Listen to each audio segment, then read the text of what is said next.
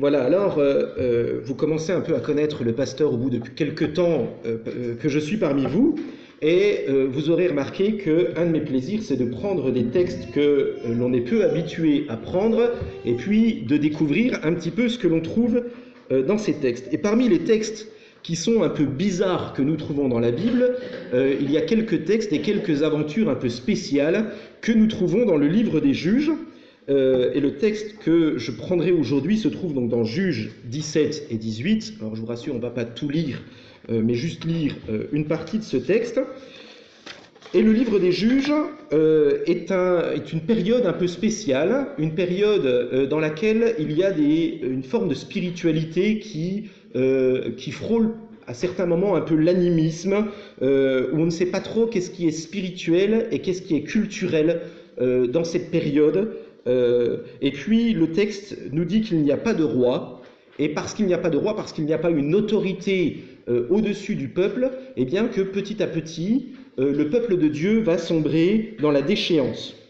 Et l'auteur de l'épître aux Hébreux, du livre des Juges, se plaît à différents moments de son livre à dire « chacun faisait ce qui lui semblait bon ».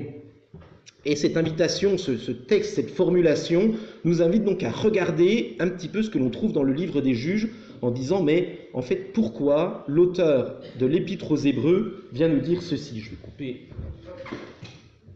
Voilà. Et par contre, je pense qu'on peut peut-être allumer la lumière dans la salle, si c'est possible. Ce serait peut-être plus pratique pour tout le monde. Alors, le texte que nous allons prendre ce matin vient nous montrer ce qu'il se passe lorsque notre désir profond n'est plus de vivre le culte pour rechercher l'Éternel, mais simplement que lorsque notre désir profond est simplement de rechercher notre bien personnel. Et à partir du moment où on va rechercher notre bien personnel, eh bien ce texte va nous montrer qu'il y a tout un principe de superstition, un principe de légalisme qui va découler de tout cela. Je vous invite donc à retrouver l'Écriture dans le livre des Juges au chapitre 17. Livre des Juges, chapitre 17. Dans la région montagneuse d'Éphraïm vivait un homme nommé Mika. Il déclara à sa mère, « Tu te souviens qu'on t'a volé 1100 pièces d'argent et que tu as maudit le voleur en ma présence. Eh bien, c'est moi qui ai pris cet argent, il est chez moi. » La mère va lui répondre, « Que mon fils soit béni de l'Éternel, lui dit sa mère. » Il rendit les 1100 pièces d'argent à sa mère qui dit « Je consacre cet argent à l'Éternel en faveur de mon fils pour en faire une statue et une idole en métal fondu. Je vais donc te le rendre. » Le fils remit l'argent à sa mère qui en préleva 200 pièces pour les donner à un orfèvre. Celui-ci en fit une statue et une idole de métal fondu qu'on plaça dans la maison de Mika. Ayant donc chez lui un lieu de culte, il fit faire une autre statue et des idoles domestiques, puis il établit prêtre l'un de ses fils. En ce temps-là, il n'y avait point de roi en Israël, chacun faisait ce qui lui semblait bon. Or, il y avait là un jeune lévite, originaire de Bethléem en Juda, qui appartient à la tribu de Juda. Il résida là. Il avait quitté Bethléem pour aller s'établir là où il trouverait un domicile. En cours de route, il était arrivé dans la région montagneuse d'Éphraïm et jusqu'à la maison de Mika. « D'où viens-tu » lui demanda celui-ci. « Je suis un lévite, répondit-il, de Bethléem en Juda. Je suis en route pour m'établir là où je trouverai un endroit qui me correspond. » « Eh bien, lui dit Mika, reste donc chez moi. Tu me serviras de père et de prêtre, et je te donnerai 10 pièces d'argent par an, en plus du vêtement et de la nourriture. » Le lévite entra à son service. Il accepta de rester chez cet homme qu'il le traita comme l'un de ses fils. Mika établit le lévite dans sa charge, et le jeune homme devint donc son prêtre. Il logea dans sa propre maison. Mika dit « Maintenant, je suis certain que l'Éternel me fera du bien, puisque j'ai pu avoir un lévite pour prêtre. » Et puis ensuite, vous avez tout le chapitre 18, puis un peu comme la dernière fois, je vous donne un peu un travail pour la semaine. Relisez chez vous chapitre 17 et 18. Je ne vais pas le lire pour des questions de temps. Alors cette histoire, elle est un peu compliquée. Elle nous rapporte les péripéties d'une personne qui a volé sa mère, puis parce qu'il a entendu qu'il y a une malédiction qui a été proférée, eh bien il va rembourser sa mère. Et puis cette femme qui est un peu superstitieuse, une fois qu'elle a maudit son fils, elle se dit si jamais je le bénis, eh bien en fait ça va annuler la malédiction. Je vous traduis un petit peu ce qu'il y a dans le texte.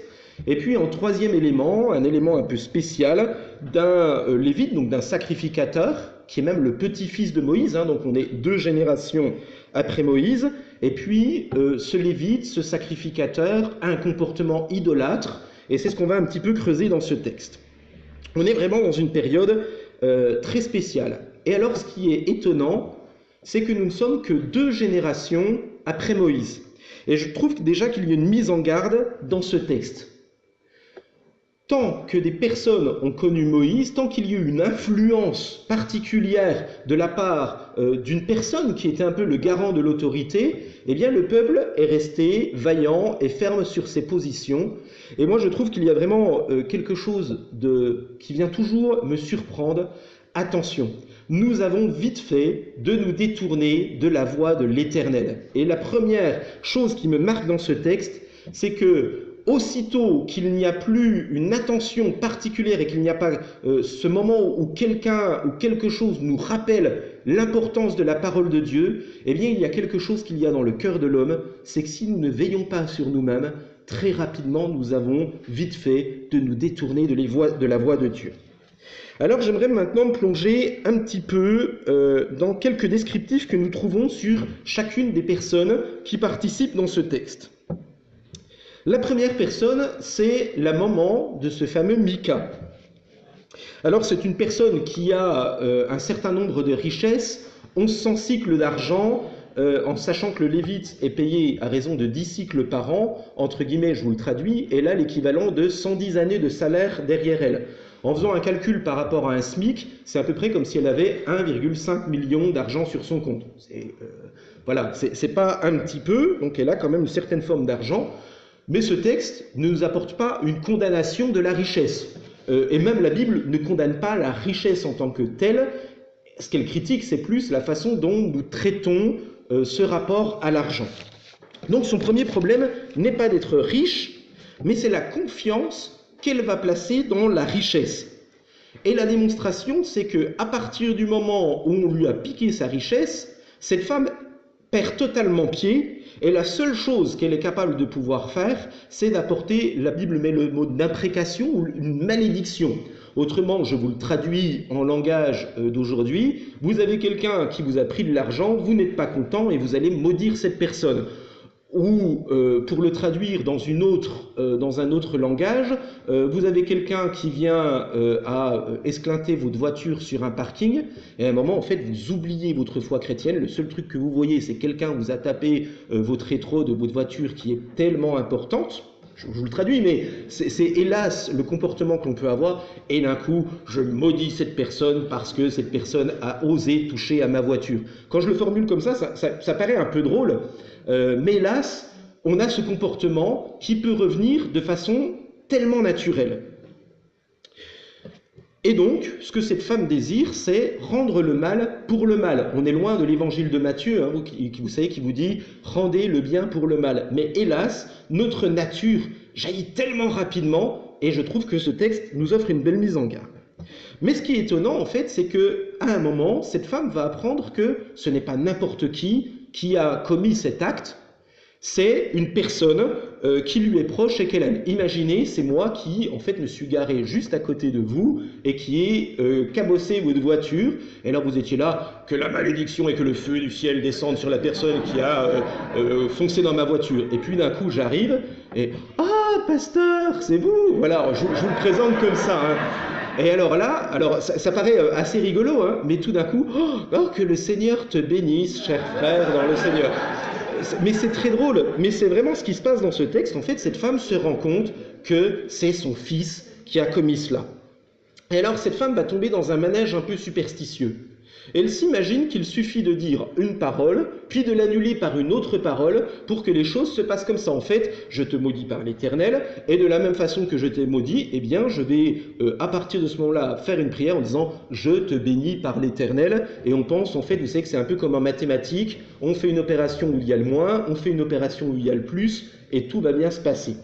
Mais en fait, je pense que cette façon de concevoir la malédiction ou la bénédiction est une façon trompeuse. La malédiction ou la bénédiction n'est pas déjà de simples paroles, hein. Il faut vraiment se rendre compte qu'il y a une puissance spirituelle, hein, dans les paroles que nous sommes en train d'énoncer, mais même dans la façon de bénir. En fait, qu'est-ce que c'est que la bénédiction? Je prends le cas, par exemple, la semaine prochaine, on aura la bénédiction de la petite Margot.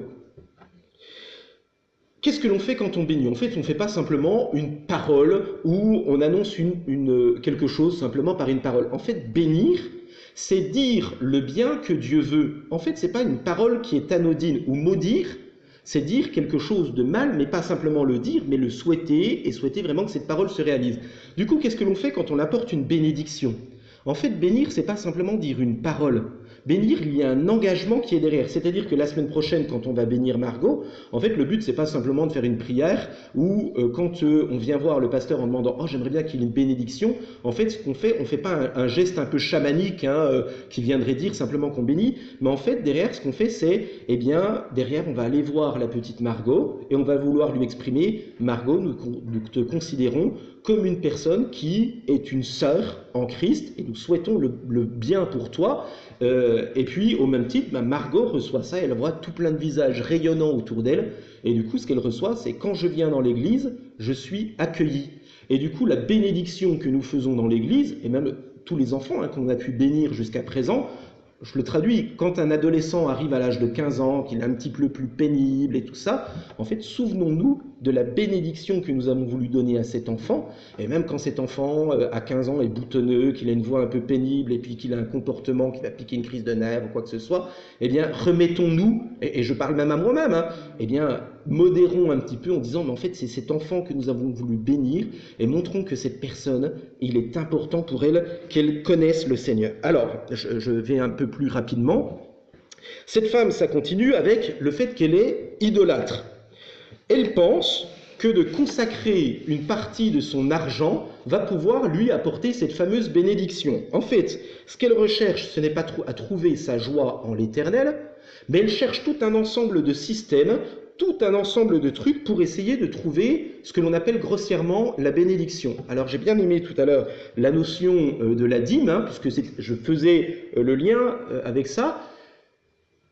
Un jour, dans une église que j'ai fréquentée, je n'étais pas pasteur dans cette église, j'étais juste de passage dans cette église, une personne avait 2 billets dans la poche, et puis un billet de 10 et un billet de 50 €, et puis elle glisse, pof, elle pose un billet dans le panier, et puis elle ressort, elle se rend compte qu'en fait il lui reste que le billet de 10 €. Elle se dit, mince, en fait j'ai donné les billets de 50 € et c'était pas ce que je voulais donner.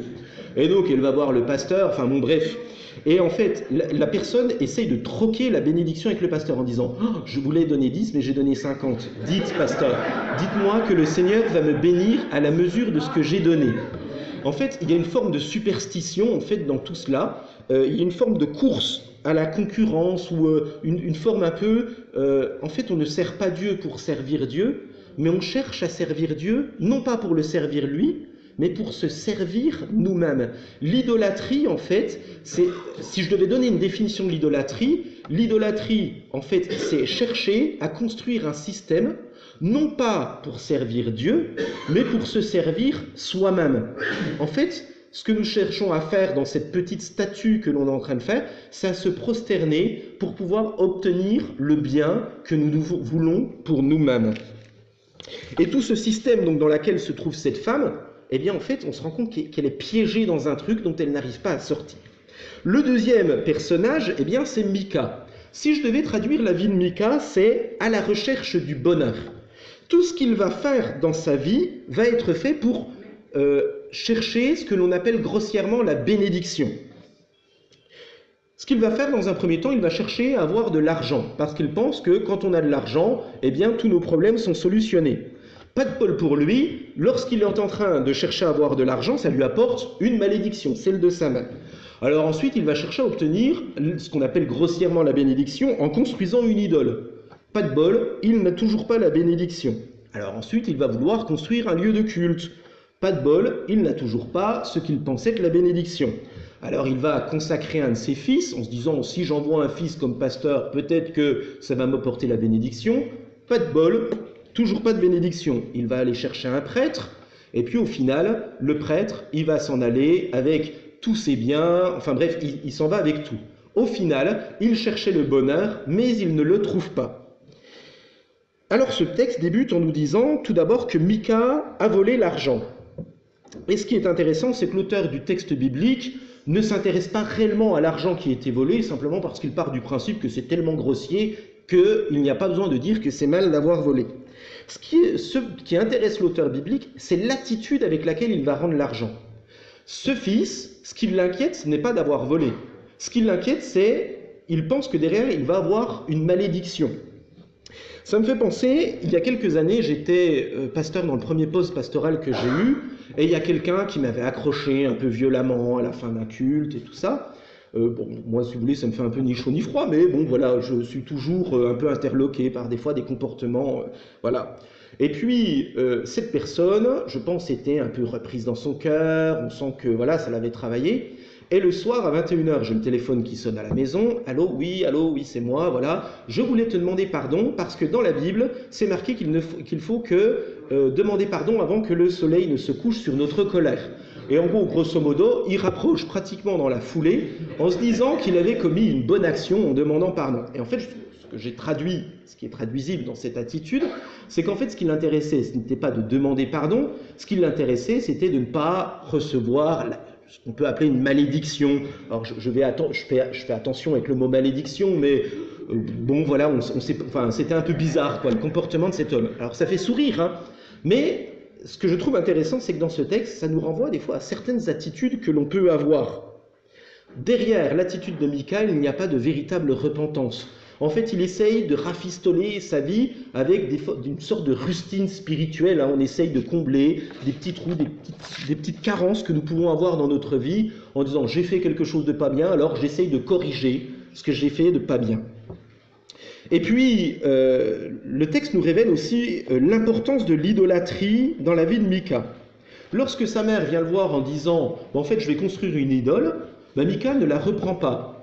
Il sait que ce n'est pas bien, hein. On a vraiment des textes qui montrent que c'est quelque chose qui n'est pas bien, mais il s'autorise à rechercher une forme de protection. Il se dit, oh peut-être quand même que si on fait un petit truc, peut-être que si je construis dans ma chambre, que je mets, je sais pas, un petit crucifix, que je mets quelque chose, ou bien peut-être que si dans ma vie, je passe 10 minutes par semaine dans la prière, ou si je pose ma Bible sur la table de chevet, peut-être que je vais mieux dormir. C'est assez drôle, hein, mais certaines fois, nous avons des fonctionnements qui peuvent être un petit peu bizarres. En fait, l'attitude de Mika nous renvoie à une forme de légalisme que l'on peut avoir. On pense que si nous faisons un principe de loi que nous appliquons dans notre cœur, peut-être que si j'éteins la télé à 22h le soir à la place de 22h15, peut-être que je vais obtenir un petit peu plus la bénédiction, ou bien, je ne sais pas, enfin tous les trucs un peu bizarres, tous les trucs un peu superstitieux qu'on peut faire dans notre vie, plutôt que de rechercher à simplement vivre dans la confiance et dans la liberté de Christ. On essaye de se fabriquer des petits trucs en se disant oh, peut-être que si j'essaye de mettre telle ou telle chose en place dans ma vie, je vais obtenir quelque chose de la part de Dieu. En fait, on se lance dans une forme de troc en se disant si je fais ça, Dieu en contrepartie va pouvoir me donner. Ou bien peut-être que si je viens un petit peu plus tôt au culte, peut-être que Dieu va pouvoir me donner telle ou telle chose. Mais en fait, on ne se rend pas compte que ce qui intéresse Dieu, ce n'est pas le système que nous sommes en train de faire, mais c'est simplement l'attitude de cœur avec lequel nous le servons. Par exemple, si je viens au culte chaque dimanche, obligé, Dieu va m'accorder une bénédiction. Mais en fait, ce qui est important, ce n'est pas de venir au culte. Ce qui est important, c'est de rendre un culte à l'Éternel lorsque nous venons dans ce lieu. Dans le même ordre de détournement, il consacre son fils comme prêtre, et ce qui l'intéresse dans le fond, ce n'est pas de servir Dieu, mais c'est de se servir. savez, un petit peu comme si, oh, allez, ce que je vais faire, je vais encourager un de mes enfants à devenir pasteur, et puis ensuite, ça va être génial. Une fois que ce gamin va être pasteur, en fait, j'ai offert quelqu'un à Dieu, et donc ça va m'apporter quelque chose à moi. Mais en fait, ce qu'on veut, en fait, ce n'est pas offrir quelque chose à Dieu, c'est se servir soi-même. Et en fait, on essaye de faire un troc avec Dieu. Et au final, la conclusion de l'attitude de Mika, eh bien, elle est au chapitre 18, versets 24 et 27, c'est qu'il n'a jamais cessé de vouloir placer son espérance dans des objets, dans des attitudes, et en fait, son système légaliste, au final, tout va s'effondrer, et cet homme perd tout. Il perd son argent, il perd tout ce qu'il avait pensé être la bénédiction. Vous savez, quand votre bénédiction, elle ne s'arrête que « je serai béni quand l'Éternel m'aura donné un bon travail avec une belle BMW, une belle maison ». Et puis vous avez quelqu'un qui se gare sur le parking et qui casse le rétro de votre voiture. Et d'un coup, vous vous rendez compte que ce que vous pensiez être votre bénédiction n'est qu'une chose éphémère. Alors que si votre bénédiction est de rechercher l'Éternel, eh bien, on va taper dans votre rétro de voiture, mais c'est pas grave. L'Éternel reste véritablement votre bénédiction. Et puis, on a ce Lévite. Alors, tout d'abord, ce Lévite a un truc un peu bizarre, c'est qu'il est idolâtre. Il va se construire une statue, ça ne le dérange pas de servir dans une maison, mais je ne reviens pas dessus. L'idolâtrie est vraiment très présente tout au long du livre des Juges. Ce qui surprend, c'est l'intérêt avec lequel il veut exercer son ministère. En fait, ce qui l'intéresse, ce Lévite, ce n'est pas de servir Dieu. Ce qui l'intéresse, c'est d'être un personnage public qui est vu et qui sert le Seigneur dans les conditions qui lui plaisent à lui. Au verset 9 à 11, il est dit qu'il recherche un endroit qui lui convient. Ce qu'il recherche, ce n'est pas la volonté de Dieu. Et donc, là, je ne parle pas que des pasteurs, mais je parle de nous, à chaque fois que nous voulons trouver des situations qui, dans notre foi, ne font que nous arranger nous. Je vais aller dans cette église parce que le pasteur ne me reprendra jamais pour les attitudes de vie, voilà, qui peuvent être troublantes. Je vais aller dans cette église simplement parce que j'y trouve bien un intérêt personnel, mais tant qu'on ne m'ennuie pas trop. Puis le jour où on vient un peu trop m'ennuyer, c'est pas grave, il y a tellement d'autres églises, je vais fuir dans d'autres églises, je vais chercher l'église qui me convient. Ce qui est gênant donc, c'est vraiment en fait qu'il recherche. Et alors on le voit particulièrement parce que, déjà il le formule lui-même, je recherche un lieu qui me convient, donc tant qu'il a ses 10 cycles d'argent, qu'il est nourri, logé, blanchi, ça lui va. Et puis au chapitre 18, on se rend compte qu'il y a un petit peu plus de monde. Il y a une tribu entière avec 600 militaires qui recherche en fait un aumônier, je vous le traduis. Et en fait, c'est génial, parce que, quitte à faire, plutôt que d'être dans une maison où il sait qu'il y a 5 ou 10 personnes pour qu'on sert Dieu, autant être pasteur d'une église où c'est qu'il y a 600 personnes, j'aurais un petit peu plus la classe. Je traduis, Et c'est marqué au chapitre 18, verset 20, « Il éprouva de la joie dans son cœur. » Pourquoi ? Parce qu'il va pouvoir, tout d'un coup, être la superstar. Ce n'est pas Dieu qu'il cherche à honorer, c'est lui-même. Et puis le résultat, eh bien, chapitre 18, versets 18 et 20, je vous laisserai les reprendre à la maison, eh bien, ce qui est intéressant, c'est qu'au chapitre 18, verset 18, on se rend compte qu'il y a une tribu qui essaye de voler l'idole, et au verset 20, ce n'est plus la tribu qui essaye de voler l'idole, c'est le Lévite lui-même qui trouve un intérêt personnel, et du coup, ce n'est plus les autres qui ont besoin d'aller voler l'idole pour pouvoir trouver une certaine place, mais c'est lui qui se dit, si j'arrive à prendre tous les biens de cette personne, eh bien les autres m'aduleront. Et ce qu'il recherche, c'est vraiment son service par lui-même. Vous savez, toutes les personnes qui cherchent à faire des choses dans l'Église, qui cherchent à faire des choses dans la communauté pour trouver un intérêt personnel. Et enfin, je termine donc avec ce que l'on trouve au chapitre 18. Peut-être que quelqu'un peut l'accompagner pour monter, la pente est un peu raide. Et je termine avec un petit survol de ce que l'on trouve au chapitre 18. Je vous encouragerai, faites-moi confiance, mais relisez quand même le chapitre 18 à la maison. Ça s'intéresse à cette tribu de Dan. Donc je vous rappelle, on est dans un cadre où c'est que le peuple de Dieu fait un peu n'importe quoi. Alors, cette tribu de Dan, elle a quand même 2 points qui sont assez positifs. La première, c'est que lorsqu'elle rencontre un Lévite, elle est capable de pouvoir le reconnaître à son accent.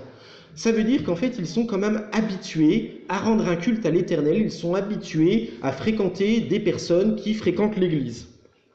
Le deuxième point qui est positif, c'est qu'elles savent que pour avoir la bénédiction, il est important de pouvoir consulter l'Éternel. Et c'est pour ça qu'ils vont aller chercher à consulter ce jeune Lévite.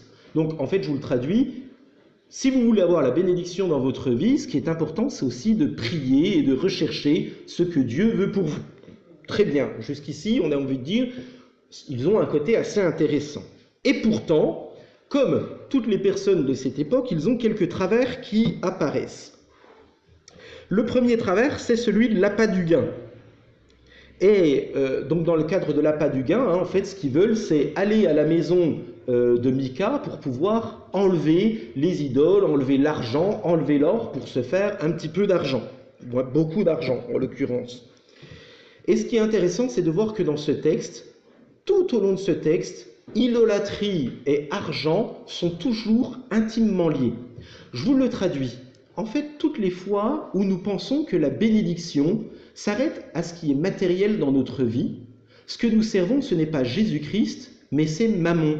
Toutes les fois où je pense qu'en servant Jésus-Christ, Dieu va bénir mes activités, que je vais avoir une entreprise qui va être particulièrement florissante. Toutes les fois où dans ma vie, ce que je cherche en servant l'Éternel, c'est à tirer la couverture vers moi. En fait, je ne sers pas Jésus-Christ, mais je sers mon portefeuille et en fait, je me prosterne devant Mammon.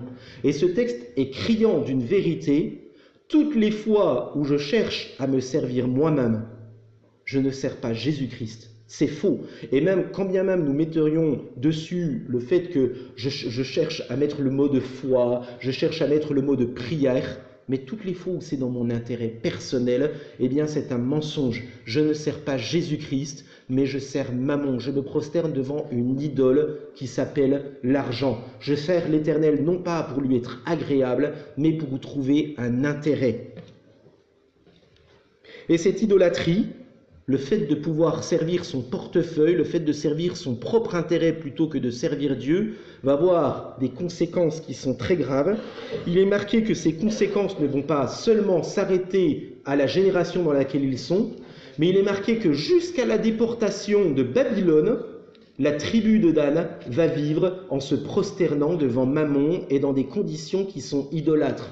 Certaines fois, nous péchons en pensant que le péché ne va avoir qu'un impact sur nous-mêmes, mais sans se rendre compte que le péché que nous faisons a des conséquences sur celles et ceux qui sont autour de nous. Lorsque nous voulons servir notre portefeuille, eh bien nos enfants, nos amis, nos voisins s'en rendent compte. Et en fait, il y a des conséquences à long terme de nos péchés et de toutes les fois où nous nous éloignons de Dieu. Chapitre 18, versets 30 à 31. Ce qui nous semblait être une histoire marginale en Israël va avoir des conséquences sur de longues générations. Toutes les fois où je me suis éloigné de l'Éternel pour me servir moi-même, cela peut avoir des conséquences qui sont dramatiques. Alors comment nouer la gerbe, comment nouer l'ensemble de cette histoire que nous avons lue?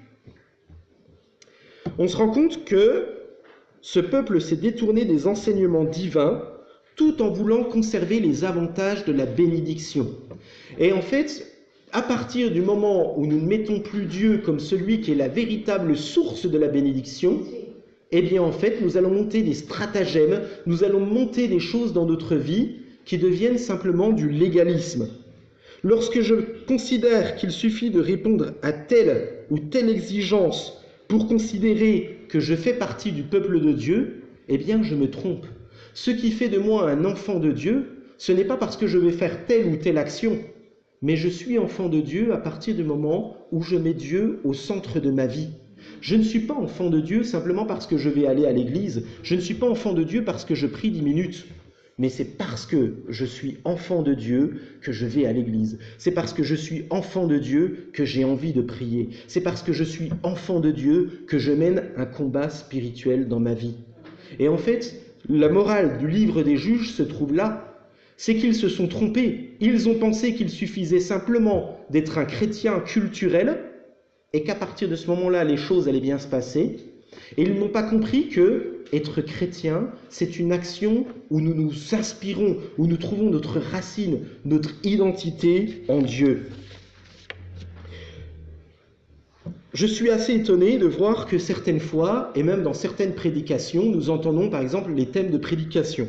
Comment être béni en 10 points? Et en fait, on le traduit en se disant oh, j'ai coché la première case, j'ai coché la deuxième case, j'ai coché jusqu'à la 8e case. Ah, il manque peut-être encore 2 cases pour pouvoir obtenir la bénédiction.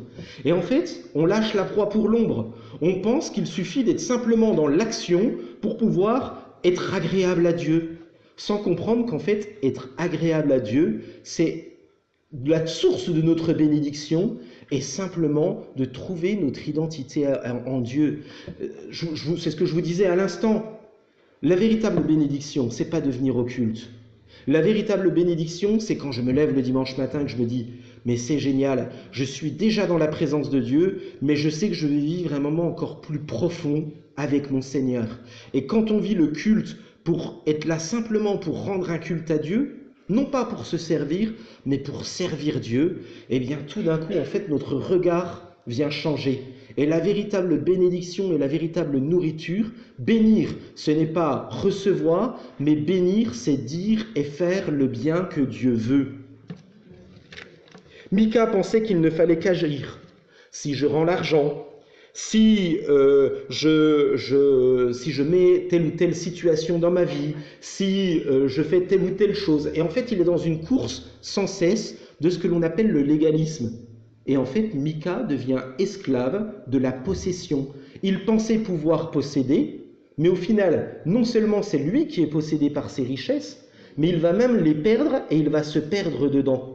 Alors que si nous possédons l'Éternel, si notre désir profond est de posséder Dieu, eh bien rien ni personne ne pourra nous l'enlever. Et c'est ce que je vous formulais, toutes les fois où nous formulons nos propres exigences. Et en fait, nous faisons des exigences qui sont bien en dessous de ce que Dieu veut.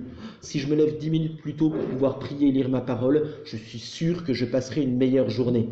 Alors qu'en fait, si la logique est la logique beaucoup plus profonde de dire, et en fait, si simplement je passais un temps plus profond avec le Seigneur, plutôt que de vouloir simplement se cantonner à un principe légaliste. Comme Mika, des fois nous construisons dans notre tête un tableau de cases à remplir, où on pense que si nous faisons telle ou telle chose, nous allons être bénis, sans se rendre compte qu'on va commencer à faire telle chose, puis telle chose, puis telle chose. Et en fait, on tombe dans une spirale infernale qui nous enferme et qui au final nous éloigne de plus en plus de Dieu. Au final, Mika n'a pas rencontré Dieu malgré toute la recherche qu'il a faite. Il n'a pas non plus connu la bénédiction malgré toute la recherche qu'il a faite. Mika aurait simplement dû apprendre à crier à Dieu et à lui faire confiance, parce que c'est là le cœur de ce texte. La foi, c'est la confiance que Dieu saura toujours prendre soin de nos besoins. Foi, le mot confiance, ça veut dire avec foi, littéralement confiance, c'est avec foi. C'est simplement apprendre à livrer son cœur à Dieu en disant « Mais en fait, ma voiture, mes biens, mes possessions ne sont rien si tu n'es pas au centre de tout cela. Mon épouse, ma relation familiale, mes enfants ne sont rien si ce n'est pas par toi que je le reçois. » Alors, voulez-vous réussir dans la vie ? Eh bien, ce n'est pas en créant des trucs et des astuces, mais c'est simplement en nous nourrissant sans cesse de la présence de Dieu, en allant le rechercher dans la prière, en allant le rechercher au contact de l'Écriture, non pas d'une façon forcée, mais d'une façon où nous plaisons à l'aimer et à le servir dans chacune de nos activités. Et c'est là où le message de la bonne nouvelle prend son sens. La bonne nouvelle, c'est pouvoir servir et aimer Dieu de tout son cœur. Je vous invite à prier.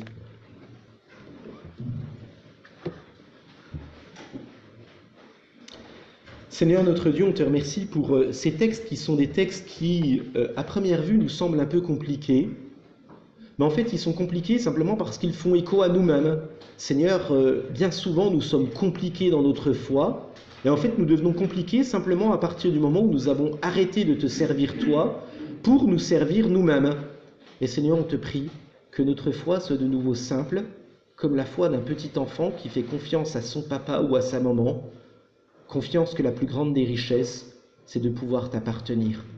Seigneur, rappelle-nous cet essentiel, nous voulons te servir, nous voulons te plaire et te faire ce qui t'est agréable, et enlève au-dedans de notre vie tout ce qui est des trucs et des astuces, toutes les formes d'idoles que nous pouvons montrer, tous ces systèmes un peu bizarres que nous montons dans notre tête pour revenir à la simplicité de la foi. Seigneur, ma prière pour notre Église, c'est que nous revenions à cette relation simple avec toi. Merci Seigneur. Amen.